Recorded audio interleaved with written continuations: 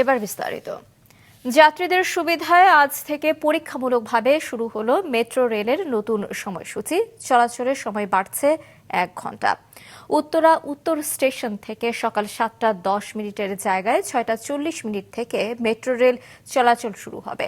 দিন শেষে ট্রেন মতিঝিল থেকে রাত 9টা 40-এর পরিবর্তে 10টা 10 মিনিটে ছাড়বে, যা উত্তরা উত্তরে পৌঁছাবে পৌনে 11টায়। এছাড়াও এখন 2 ট্রেনের মধ্যে বিরতি 2 মিনিট কমে যাবে।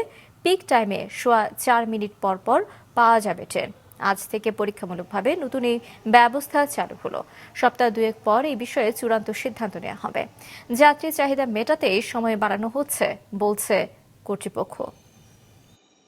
বর্তমানে 19 সেট ট্রেনের ট্রায়ালিং চলতেছে আর কি, যাতে হেডওয়ে কমানো যায় এবং কি প্যাসেঞ্জারের রেভিনিউ সার্ভিস যাতে ভোগান্তি মুক্ত হয়, যাতে প্যাসেঞ্জারের কোনো ভিড় না হয় বা তাদের চলাফেরা যাতে সুবিধা হয়, এজন্য আর কি এই উদ্যোগ নেওয়া হয়েছে।